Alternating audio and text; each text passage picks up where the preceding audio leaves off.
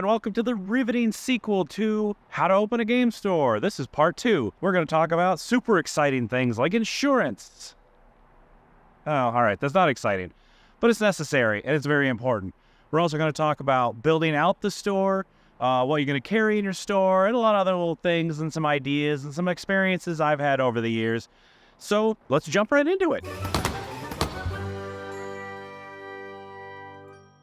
Getting insurance. This is very important, and not just for your stuff.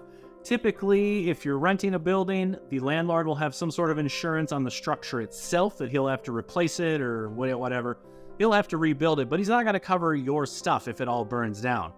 That's going to be up to you. So you're going to need personal property and liability in case anybody has a slip and fall accident, hurts themselves on the property or whatever. And then you're also going to want, a property insurance for yourself that covers all the stuff and all your fixtures and all your inventory. It is something that you want to have, you have to have in some cases, just for yourself. You don't want anybody getting hurt. Oh, lawsuit, dude. We're back. You don't want anybody to sue you or your company, and you don't want the building to burn down and then you're just left holding the bag, because the landlord's still going to want you to pay the rent once he gets it rebuilt. Now, once you've rented this spot, you're going to have either build out or like turnkey move in, as I understand it. I've never done the turnkey side, but basically you could talk to your landlord and say, this is how I want my store set up, and I want the walls here and this there and this painted like that and the carpet like this, and they will wrap all those costs into the lease. Maybe you have to pay them up front, maybe they'll roll them into the lease overall, but it's basically a turnkey thing. So you sign the lease and then you show up and the building is just ready to go. And you just put your stuff in and start selling it, and that's great. I did not want to do that. I had some buddies that were into construction. I had some idea of how to build and maintain basic things that I've, expanded on over the years. I leased it as it sits. And so there was a lot of work, and I couldn't do all of it because the original Gamer Sanctuary had a lot of structural steel, exposed big ductworks, which was really cool, and it had 22-foot ceilings, and I didn't have any scaffolding to get up there, so I did have to hire painters to come in and paint. So that's something you want to bear in mind. You're going to have to build the space out, or at least get it ready so that you can do business in it. And once you have it all built out, you're not done there. You still got to get tables, chairs, countertops, display cases, fixtures. You still got to buy all of that stuff, and there's lots of different kinds of fixtures and things and places. You can buy them new, you can buy them used. If you look around, there's a lot of fixture liquidators, and what they do is they buy up like Targets and Walmarts and things that go out of business and get all their shelving, and that works. It's cheap. It gives you some really generic shelvings. I recommend picking a color theme. I chose green at Gamer Sanctuary because I like it, and I had read, although I never verified it, that green was the easiest eye for the color to perceive.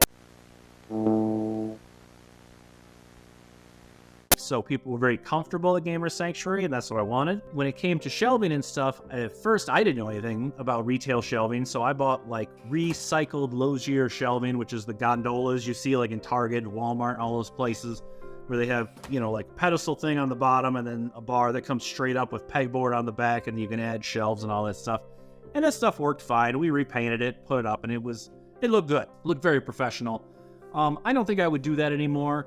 Gamer Sanctuary went through a lot of renditions over the years. When we first started, the gaming space was kind of up front with the LAN computers across one wall, and all the product was like kind of in the middle to back, and then the sales counter was in the back. And then we switched it up, put the sales counter in the front, put the product all around the perimeter of the store with the tables down the middle. That, of course, runs into problems with people just walking into a big wall of gamers staring at them. And so finally what I settled on, and what I personally like the best, is the retail space up front and the game space in the back. Now, gamers was like a big L, and the door was up here at the top. So I think I would have done it a little better if the store was wider rather than longer, but I think that works better for people overall. And at the end of the day, I think I like slat wall and grid wall the best. You can put miles of it up with nothing more than a screw gun and a level, and it's very durable. Pegs and shelves for it are very inexpensive. You can get video shelving for grid wall and slat wall, which are basically just 4-foot, 2-foot, and 4-foot wire shelves that hook in. They either click into the slat wall or they hook onto the grid wall. They make them both ways, and they make them universal, so you can go either way. And those work great, honestly. They're very versatile, they're very modular, so you can change, especially grid wall. You can get little brackets to build little podiums or pedestals out of them. You can hang them on the wall. It's all very cool, very easy to use. So that's something you got to take into consideration as well. And that expense adds up pretty quick. So I moved the gamers around a lot over the years. Anyone that's been there can tell you that. That's an expensive thing to do. Don't do that. Figure out how you want it laid out and only buy the shelving that you need. Save yourself the money and the trouble and the hassle. Now, getting back to the painting thing, I think it's very important to come up with a theme and a setting and just really get into it. I mean, be creative. There's lots of like DIY shows that can show you how to like cheaply repurpose used things or thrift store things, art, different things you can do, but come up with a paint scheme, a color scheme. Don't go with like that government generic office off gray or cream or whatever it is. That's just really boring. You want people to feel like they're walking into a chain store, even if they're not. Even if that's the only store you have and it's the only store you ever want to have, you want people to feel like you really put a lot of thought into it. It's not something I think that they like consciously get, but subconsciously I think it makes people feel like, these guys really care. Like when you're doing little accents and things like that, people get a feeling for it. They realize that you've got a lot of care and appreciation for your store and their comfort. I think that's very important. I've had a lot of people over the years had commented that they thought Gamer Sanctuary was a chain store because of the way we had it set up, and that was very flattering to me. So that's something to bear in mind as well. Put a lot of thought into how the store looks.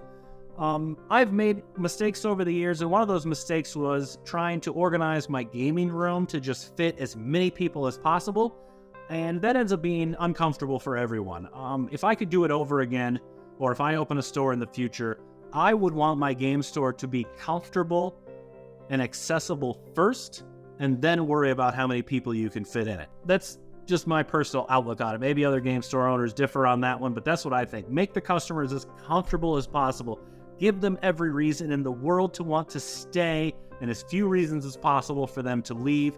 And it'll also help you out in the long run too, because if the people that are playing are cramped back there, you're going to be cramped back there too every time you have to go back there for a ruling or a restock or to talk to somebody or get something. It'll just be an uncomfortable mess all the time, and make your life as easy as possible whenever you can. Now you got your store looking good, got your shelving up, everything looks nice, computers are in place. You've got to decide what you're going to carry. And this probably could be higher on the list. Maybe one of the first things you want to do. I have it in my business plan. It was sort of a generic outline. It wasn't like, I'm going to carry D&D, and then Shadowrun, and then this thing, and then that thing. I had sort of a general overall idea what I was going to carry, as in, I'm going to carry role-playing games, and I'm going to carry some TCGs, and accessories, and hobby miniatures. Because there's a pile of stuff that sort of crosses over in the Venn diagram that is games, hobbies, and comics. And that's something you have to determine. You want to put it in your business plan, so this probably should be higher on the list, but at some point you're going to have to really sit down and place your first order.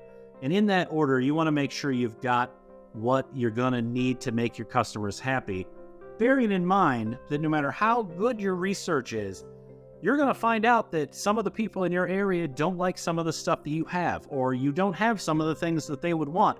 And you got to be like organic about it and just sort of shift on the fly and change. I've carried and dropped more lines than I can remember over the years. Some of them were things that I thought would do well, and they did or they didn't. Some of them were things that customers suggested to me that would do well, and sometimes they did or they didn't. That's the other thing. You have to be careful just because a guy or a small group of people say, hey man, if you carry thing X, I guarantee it will sell. Unless they're slapping money down on the counter to back up that guarantee, take that with a grain of salt. Maybe it's a great idea, but at the end of the day, it's your money on the line, so really do your research on that one. When I opened Gamers, there were forums, but there wasn't a lot of social media being used, at least to my knowledge. Now you can get on Facebook and join groups and create groups, and you can do all kinds of outstanding market research to see what people want. But do it carefully, because you could have a group of people that are saying they're going to come in. Like, if you carry Infinity from Corvus Belli, we've got 50 guys, and they'll show up and they'll buy it and they'll play it, and a lot of times it doesn't materialize. So that's something you want to keep in mind. What do you want to carry? What do you want? Do you want there to be a focus? Do you want a couple of focuses? Do you want to be mostly a card shop that also does RPGs? Do you want to be like the role-playing mecca that has everything for 5th edition and every third-party publisher, and you want everything for Pathfinder and Starfinder and anything you can think of? Or do you want to be like the go-to guys for hobby miniatures? You're going to carry multiple boxes of anything 40K. You're going to carry Warhammer Underworlds, Age of Sigmar, Old World. You're going to have all of that stuff. Are you going to branch into the more niche games? You know, the smaller games that are carried by, like, Golden Distribution or War Cradle Studios, like Dystopian Wars, or, you know, Malifaux's not really like a niche game. I guess it kind of is. War Machine and Hordes kind of feels like it became a niche game over the years, but there's lots of cool little miniatures games that are popping up. Miniatures games are tough because unless you got somebody really pushing them, they don't sell themselves very well in my experience. So over the years, I have determined the motto that if you're going to carry it, go deep, and if you aren't, don't. Especially when it comes to miniatures games, dabbling in games does not work great. I've heard people suggest, well, just get a couple starter boxes and some expansion factions so that if they buy the starter, they can add some troop choices or whatever. And that might work for some people. I never saw that. You know, when I had my most success with selling products at Funny Pages, it was probably D&D. Honestly, 5th edition D&D. I had people driving from Novi, which is like an hour away, and they'd come out and they'd be like, hey, I'm from Waterford or Novi or Walled Lake or something. If you're in Michigan, you kind of know where those are in respect to Owasso. And we would just kind of look at it and be like, wow, man, that's awesome you're here, but why? Why did you drive out here? And the answer was always the same. They said, we heard you guys have everything for 5th edition, and we did. We had multiples of every book for 5th edition. We carried everything from Kobold Press for 5th edition. We carried everything from Goodman Games for 5th edition. We carried like some of the weirder 5th edition stuff like Humblewood and I can't think of them all, we just had a pile of them. We had multiples of everything. And so they did. We had the Whiz Kids, unpainted miniatures. We had every single one, multiples of every single one. And that's why people came out. We had a wall, a 16-foot wall of dice that we were importing from China. And people loved it. They loved it, loved it, loved it. And they would drive to see it. I'm not saying these were regular customers that came out on a weekly basis, but they knew where we were, and they knew if they wanted something D&D, that we were the place to get it. And so that was our strong suit, and we really hammered that home, and I thought that was the most successful. If we'd have been able to keep going forward with Funny Pages, our goal was to do the same thing with 40K. We were going to carry multiple boxes of 40K. Gamers, we'd always do like 1 or 2 boxes, maybe 2 boxes of Terminators, 2 boxes of Assault Marines, a Dreadnought, a Land Raider, whatever, stuff like that. And I talked to some other guys that had been very successful with 40K, and he said, either carry multiple boxes of everything or don't waste your time. You want to be the mecca of 40K, where people know if they walk in, no matter what they want for their army, you got it. And that's so. I got kind of rambly off track on that, and I hope that's of some use, but at the end of the day, this boils down to be very deliberate with your choices and what you're going to carry, and in my opinion, and as my opinion, if you're going to do it all the way. I have not seen good results in dabbling. All right, that wraps up part 2 of how to open a game store. I hope this video was helpful, informational, maybe entertaining even. If you missed part 1 and you'd like to check it out, or you need a refresher course, you can click right here. I'll put a link right there on the screen. I'll get working on part 3 right away, so if you want to get notified when that shows up, subscribe to the channel. Remember that these are my experiences, your mileage may vary, and every game store is different, so you definitely want to add your own flavor. That's the enjoyment of opening and running your own game store. But with that being said, thank you so much for watching, and I'll catch you on the next one.